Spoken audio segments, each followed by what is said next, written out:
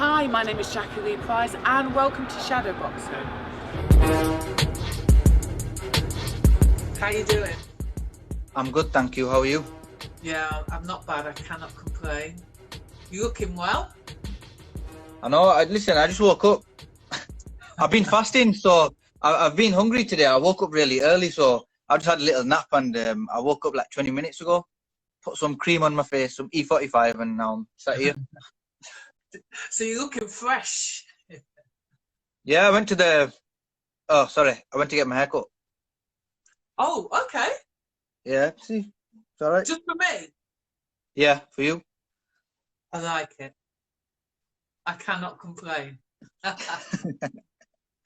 Yeah, so welcome to Shadowboxruk UK. Great to have you on. So hearing great things, you have just signed with Queensbury Promotions. Yep, that's the word on the street. It's happened a few days ago. The announcement's been out, and I'm just getting loads of messages for interviews and loads of followers and loads of people looking forward to seeing me now. Yeah, even more than before. That's great. They seem to be very busy. They've been making themselves busy under this quarantine period, haven't they? They've signed quite a few prospects. Yeah, I think it's just because the main reason is because everyone's got some spare time as well, because everybody's not busy. So I think in a way it's a blessing for some people that this time's come, so we can get people signed up, and people who normally don't have the time to check things out and make some moves. Well, I certainly have. So. I mean, yeah, most definitely. The thing is, it's not like you've just popped up on the scene, though. You are 7-0, I believe. Yeah. So you have been boxing on the small hall shows. What does it mean to you, though, now to sort of sign with a major promoter? Well, it's the second step on the ladder, because every kid who's coming up in the small hall shows, they want to be signed by a big promoter. They want to be on better shows. They want to be on a big platform and get more exposure. And that's what I'm doing. I've entertained the small hall shows.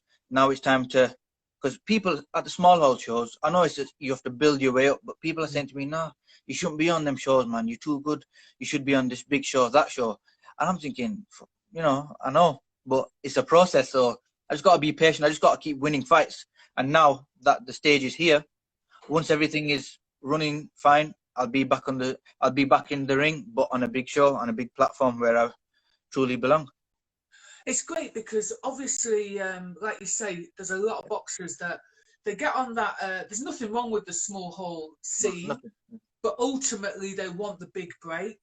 How long does it take you to sort of start on that small hall scene and then get to now where you've just got noticed? Well, to be honest, I don't think there's a time limit. It just matters on the fighter themselves, because some fighters, and no disrespect, some fighters they're very average, very boring, and people don't want to see. Some people don't want to watch them. So you think if somebody don't want to watch you on a small hall show, a big promoter will think, okay, this kid's not even worth putting on the show. To be honest, if we're honest, it's boxing. It's a business. It's an entertainment business, and you need to be marketable. You need to be presentable. You need to be entertaining to get out there. So if you're not, then it kind of makes it even more difficult. And obviously, I've come from selling tickets on small hall shows, which, of course, it gives you the raw insight of boxing and how it really is. Starting if you've had no big amateur background. So I've just come from nothing, just build my way up. I knew a time would come, because I've got the belief and I've been showing it in the ring. So that's caught some eyes, and my manager, Tunde Ajayi, has done a really good job. Mr. Stamina for Sale. Now he's dealing with Mr. Skills for Sale. And then you got my trainer, Mr. Haroon Headley, aka Mr. Heavy Hitters. And then you got Mr. Frank Warren promoting the show. So my trainer's been doing a good job with me. My management's doing a good job with me right now, and I'm doing what I'm supposed to be doing. So once everything's back up, and then we'll get back in. We'll talk about that little package that you've got going on there. Yeah. But let's talk about, firstly, I understand that you didn't have a massive amateur career. So do you think it's been very important for you to get that, let's say, a bit more grounding on those small hall shows? So now, like you say, the business is here. You're on the big show, and you've got the package. Let's go. Well, to me, it was important to fight on these small hall shows because I'm getting my education on these shows. I've had 19 amateur fights, 15 wins. So, and they've been over a long period of time due to injuries and so on. So as soon as I turned professional, I knew I wanted to fight these guys who are tough, solid, they don't get knocked out, because I want to learn on the job. So because me having less experience in boxing altogether, I've just always been learning on the job. So me fighting on these small hall shows, people can't even tell that how many amateur fights I've had. To me, I don't care about the amateurs because it's just the start of it. And what you do in the professional is what really counts. Plus, I haven't been in too many fights, so I'm still fresh. Haven't been punched about, so that's good for me. Because some kids, they get into amateurs, they have loads of amateur fights, then they can't get out that amateur style. They can only fight good for 3 or 4 rounds, and then they're done. They just get beaten. Whereas me, I can fight 12 rounds tomorrow, and I'll be good, and you can't even tell if I've had amateur fights or not. So I'm blessed in that way. I think with regard to the amateur style, I think I slightly agree with you that sometimes it's just so ingrained in a person if they've been doing it for so long. Then you kind of have to unlearn certain things. So I think that can be quite difficult. And like you say, for someone like yourself, you come in, you're fresh, aren't you? Yeah, 100%. Like even in the gym, even in hard sparring, thank God I don't really take any major punishment. Obviously, it's boxing. You get hit here and there. You can't swim without getting wet, you know. So you get the odd punch here and there, but it's not an everyday thing where I'm sparring, I'm getting hit. Even in my fights, I'm probably getting hit like 2 or 3 times. But I know I need to step up in opponents, which I've been asking for. But at least with these guys, I'm still not taking the unnecessary punishment, so it's all good. So at least when I get onto the bigger and better stage, I'm still fresh, still got some low mileage on me and ready to go. Did you feel like you had to sort of almost prove yourself, though, a little bit more because you didn't have that massive amateur background? And let's be fair, 19 fights is still good, but do you feel like you had to prove yourself a little bit more, or were you like, I don't really care? To be honest, I didn't care. I turned pro quicker due to my hands. My hands I couldn't fight in amateur wraps because my hands were getting damaged. But now that I'm in the professional game, the wrapping of my hands is a lot better. My hands are a lot safer. Obviously, they still hurt, and which is every boxer more or less has hand injuries. But now I've got in the ring and I thought, you know what? I just got to prove myself and show why I belong here. I made an introduction to the professional game over 2 years ago. Made my pro debut in my hometown, and since then the journey's just been good. I'm building up everything nicely. Getting a big following everywhere I go in. People are noticing me. Even the ones that don't want to notice, they do notice because I see you look twice. But it's one of them things now. I've built myself. Even if I had to fight in a small hall show again, I wouldn't mind. But now that I've got a big promoter, it's about time now to step up on these big shows and show TV what we can do. You know, so yeah. I mean, I saw your debut, and I thought what was quite interesting about it was in a setting that was like an old school amateur dinner show. So it was under really sort of bright lights, people sitting around tables. And I have to say, you came out and you were really just in the moment, absorbing everything. You look super confident. But what I like about your style is you're a real crowd pleaser. You can bang. I'm loving the old footwork. The little shuffles, the little alley shuffles. I mean, you really look like you've enjoyed yourself in there. 100%. That was in Bradford at the Bradford Hotel. So it was a dinner show at a hotel. I think that was the best fight on the night as well. Every time I fought there, it's been one of the best. Kind of everyone comes up to me after and says, "Oh, that was the best fight. You should have been at the end." You know, like the main event kind of thing. Because there are other fighters, of course, and sometimes it just goes on. The more experienced fighters sometimes fights at the end, or you know, the guys who sold the most tickets and so on. So, but I know wherever I go, I'll be building a fan base. When I got into there, it was after a year because I had hand injury, so I was dying to just fight. So when I got in there, I just loved every moment, and I would just dancing about, floating about, doing whatever I wanted to within the 4 rounds, and that's made a big impression. It's like some highlight videos have been made of me, and they've been going viral everywhere, and they've been getting over 100,000 views and stuff like that on boxing pages, and that's where my followings really come from my pro debut. So that's in a way that's my best fight, and it probably will ever be my best fight. I mean, you can box as well. It's not like you just do the old showboating, which you can showboat.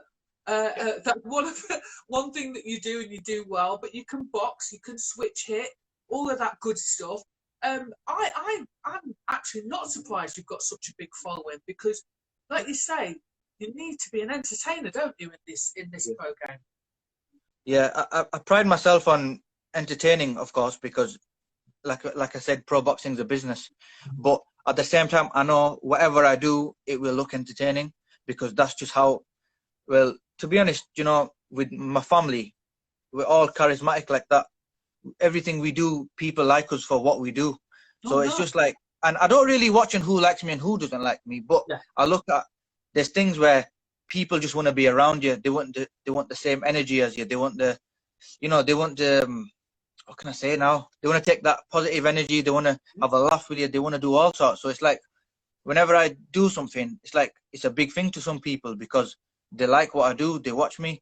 So when I get in there, I pride myself on my footwork, my boxing brain, because there's no point being fast and punching hard if you can't land the shots.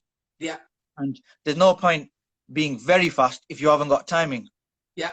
So that I showboated extra just to introduce myself to the pro game. Yeah. So it wasn't like I was forcing it. It was just like, it just came to me because I was happy and I was loving it. Yeah. And obviously that's how I express myself. Even in sparring, I'm like that. So you can ask my trainer. He's just like, I do shuffles and I frustrate people, and they're punching fresh air, they're punching the ropes, and they're getting mad. And then my trainer's like, "What are you doing to them, man?" He goes, just calm it down for them, because they're getting mad. Just work on what you're supposed to work on. And sometimes I just get carried away because I enjoy it so much. Yeah. But now that I'm going to be fighting harder opponents, better opponents, all that thing, what I've been doing before, all them things, I'm going to tweak it down and turn the realness up in it now. So my real boxing ability, my real power, everything's just going to come nicely. Yeah. It's going to start shining through. Yeah. And I tell you what, I'm now remembering what I first thought of was your hand speed. Yeah. You got a tremendous hand speed, and you're very accurate. I remember that from your debut bout. So I'm really looking forward to sort of seeing you develop. And like you say, there's trying to find that balance, isn't there, between boxing and showmanship, which is nothing wrong with that. Yeah, you just have to find the balance, because if you do too much of the showboating, you lose concentration on the task in hand, and you could get beat, or a journeyman or whoever you're fighting opponent could surprise you, and you don't want that, because that's more embarrassing than anything else. So it's like so it's like I just add a little bit in. I just sprinkle it here and there when I need to, but most of the time I don't need to, because whatever I'm doing, it's working, and people are glued to the screens or looking to the ring. So it's working either way, whatever I'm doing. So I think it's just that naturally you've got to have that finesse, and you've got to have that style and character about you to do it. And not many people can, because you can see when somebody's putting it on too much, because it doesn't look natural. It's like you look at somebody on the street and you know they've got some new clothes on or something, but you can tell they're uncomfortable. Yes. And you think, it's not about business, but you can tell they're uncomfortable. It's like, go with the flow, be you. Stop trying to be somebody else. So that's how I see it. I'd call it, you're adding your own flavour, aren't you? Yeah. It's like I mix things from old school fighters that I grew up watching. I mix it in, and whatever I do naturally, and whatever these fighters do, I tweak it to make it better and make it similar to theirs, because they've got the winning formula. And obviously, you can't just go on one fighter. I go on many different ones, and whatever works for me, it works for me. Whatever I do good, I make it better. And whatever I can't do, I make sure I practice it so I can do it. So I'm reading quite a lot that people feel like you're the new Nas, right? Prince Nazim Hamid.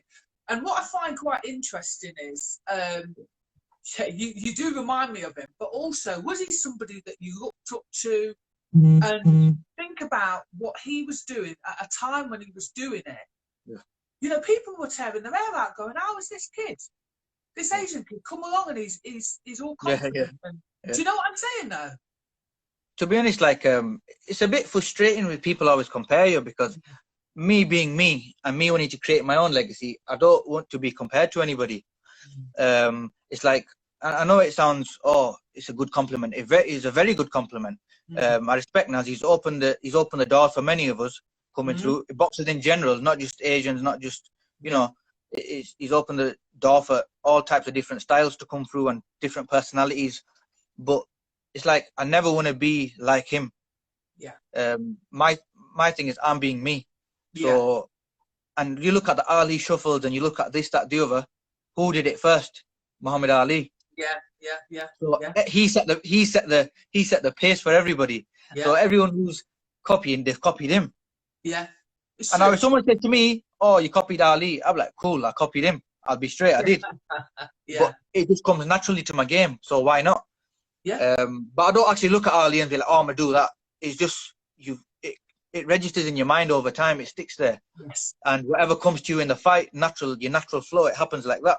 Yeah. So it's just like, not even Ali, I watch Sugar Ray Leonard, Sugar Ray Robinson. It's like Roy Jones is my most favorite fighter out of the whole lot. Yeah. So I like to watch them guys. So when people compare me to Naz, they just do it because, oh, I'm brown and I box, and I probably have a bit of extra flair about me. And that's just the main thing, really. So that's one of the main stereotypes which I want to shut down. Yeah. Hey, there's worse people to be compared to be fair.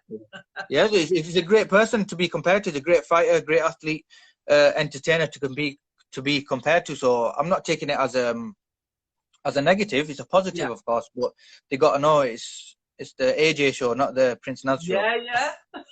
Yeah. What you're trying to say is time is done. It's now your time. Yeah, 100%. Like his legacy lives on forever because he did it best. Now I'm trying to create a next level legacy that will do the same and carry me in the future.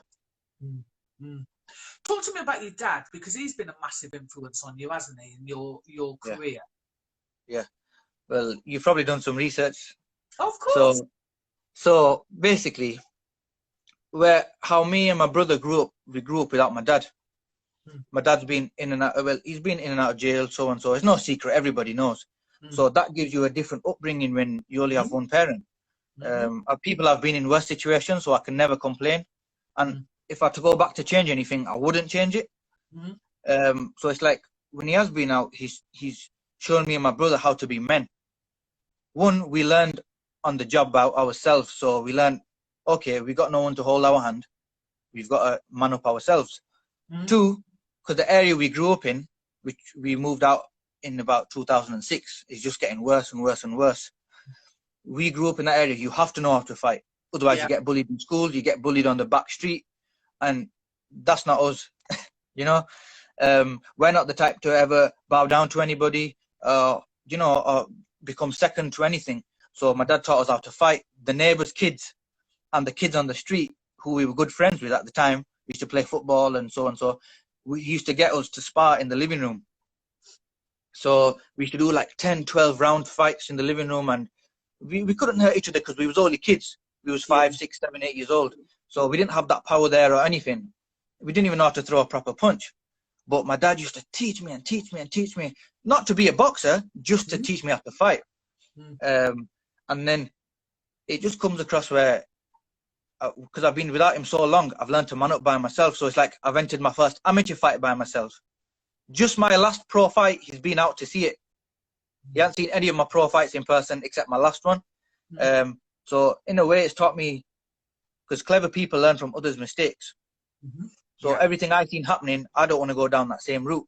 So if I had to change anything, I wouldn't, because it's made me the man I am today. It's made my family how we are today, and we're all still tight. My dad goes to the gym with me. He goes on the runs with me. He goes on the bike with me. Anything I need, it gets done. So in a way, we've learned to come up, and as my career goes on, as the time goes on, as documentaries go on, and we get some insight and into detailed stories, then I can let more out. But for now, that's the main thing of how I became me. So a lot of kids and a lot of people have their parents about all the time. Like my mum looked after us good, you know. Yeah, nice. And her raising 3 kids by herself is a struggle, especially when they're still in primary school. And I started working when I was 16, and I've been balancing boxing since I was 13. I just stopped working about a year and a half ago to give boxing my full 110% energy, because I noticed while I was working, and I had to choose one thing, because I can't go into the gym tired and spar good fighters, and I can't be training twice a day and work at the same time. It doesn't make sense. So I threw all my eggs in one basket. I thought, you know what, I know what's going to come for me. I just got to give it 100%. And now that's why I can perform the way I can perform now, because I've got all the energy, all the benefits, and all my time's going into boxing. So it's just, that's how it goes. You can see that you're a confident young man. And, you know, hearing a little bit about your background, like you're saying, having to fend for yourself to a degree, that's obviously boosted your confidence over a period of time. But how good is it, though? How good does that feel to have your dad by your side now, enjoying this journey with you? It feels really good, and because the main thing is he's proud. He's proud that even when he hasn't been here, we've still stood strong, and we didn't go down the bad routes, the bad paths. So, and he always, even though he wasn't here, he kept on top of us. He's like, listen, make sure you don't mess around here, make sure you don't do this, go school, come home, go to the gym, you know. And he was like, and my dad brought us up tough. We had to know how to fight, we had to know how to do certain things by ourselves. And it's like, even when I was a kid and I was in school and kids wanted to fight me, my dad was like, and I said, Dad, this kid wants me to fight, I'm going to fight him. He goes, okay, go fight him. But he goes, I'm not going to do anything. I'm going to stand in the background and watch how you get on. So it once come to a time where this kid wanted me to fight after school. And you put it this way, my dad took me to the park where I was going to fight the kid, but my dad waited outside the park near the wall just to look at what was happening. And the kid didn't even come out of his house when he saw me. So I don't know what happened there. So it was that thing, like, but it's been in the past where somebody said something to my little brother or something, and my dad goes, "You're his older brother, you handle it." Yes. Yeah. Yeah. Even though my younger brother is tougher than me. Yeah. He is the better boxer out of the two. But he didn't love boxing as much as I loved it. But because he didn't love it that much, I didn't let him do it, because at the same time, if you're not 110% dedicated to this game, you can get hurt, because fighters who are fully dedicated still get hurt. So imagine a guy who's half dedicated. You know, it don't make sense, and I can't sit back and watch that. So naturally, my brother he fights like Canelo Alvarez. Everybody compares him to that. And out of the two, naturally he's stronger. Now you see my recent pad videos and stuff like that. That's my younger brother, and people think he's older than me. I saw that, actually. Yeah. Saw that. Firstly, what I will say is your dad has instilled some good tools in you. I was laughing because, you know, I was going to say that was more of a back in the day thing where your parent would go, get out there and get hold of him. Yeah. So that's why I was laughing. But also, in terms of your sparring, did you have gloves and that? Because me and my brothers used to do that as well. Well, I say me and my brothers, I used to get forced into it, and we used to do it with socks on our hands. So we'd put a sock inside another sock. I just think it was an excuse to torture me, but that's what made me, it warmed me a little bit, because I could just imagine you all in your front room together. Yeah, I think it's brilliant. Talking about your dad though, so I think I've learned a few techniques on the pads. I saw him doing the little turns, the little spins and stuff. He's really enjoyed himself, isn't he? Yeah, no, that's my brother, my younger brother. Good on the pads. And you know what? Everyone thinks, they get confused with him and my dad. They say they look so alike. Wow. So that's my younger brother. He's 22 years old. I'm 23. See, you really are a close-knit family, which really, it comes across, though, on social media. It's great to watch. It's like my dad's, he's brought us up old school, so my methods and my thinking and my ways are back then. Obviously, you have to go with the times, but the real thing that matters, you get it from the old school, because your parents are never wrong, your grandparents are never wrong. You know, so it's like my dad, if he did pads with me, he's got his old methods, and they don't kind of work with this type of boxing what I'm doing. His is more street fighting, because you know, in jail you street fight and you do this, you do that. Yeah. Let me put it this way: my dad's 48, and he'll knock any youngster out, including me. Maybe he could get in the ring and, I don't know, have a few bouts. He wants to. Listen, he wants to. He can. You know what it is? He comes everywhere with me. We do all the training together. My trainer normally does my pads and everything, but obviously I train in Manchester, but because of this corona and all that stuff, I train in Bradford. So my brother's always been doing it for me since we've been kids. I trained him when I had an injury and I couldn't box. So everything I taught him, he's showing me it back to remind me not to forget it. Yeah. Because he knows me best. He knows what I do wrong. He knows more than anybody what I do wrong. So it's good to have that extra little thing. Like if I do something good, it's not good. It's okay, but it can be better. So yeah, my dad just lets me get on with my boxing. He just watches out for me just in case there's anything that needs handling or something's not right. Then he just says, "Oh, let me know." But other than that, I'm my own man. I do all my own stuff, and my dad just comes with me, watches, and that's it. He lets me just do what I do. It sounds good. It sounds like a real nice family unit, to be honest with you, which is great. But what I was going to ask you is, so Tunde, I think we touched on it earlier on. Had he come up with a hashtag for you? Because you know they've got Anthony Yardy with the Lions in the Camp. What is yours going to be? Well, his company, his management company that I'm signed to, is called Stamina for Sale. Right. So I've just said it as a joke, like, oh, skills for sale. You know, but it's hard to find a nickname for somebody who's not an aggressive puncher or like a warrior type fighter, which I'm not. You know, it's like you couldn't really find a nickname for Muhammad Ali or Sugar Ray Leonard. You have to call him the greatest or the greatest. So. But you couldn't.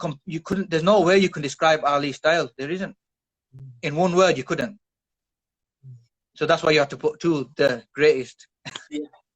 So I don't know, whatever sticks, whatever comes along, and you know, people say some crazy names, and I'm like, listen, I'm not even that type of fighter, so why would they even use a name like that? Yeah. You know, so it's just one of theirs, really. I don't really need a nickname, but whatever comes and whatever sticks, we'll just go with that. Yeah. I think it will probably come organically, won't it? When you do come by itself. Fights.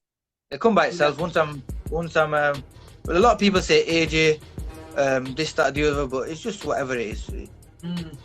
Just gotta let it marinate and cook up itself. If you like this video, please go ahead and give it a thumbs up. If you're not a subscriber of Shadowboxruk UK, we'd love to see you, so please go ahead and subscribe now.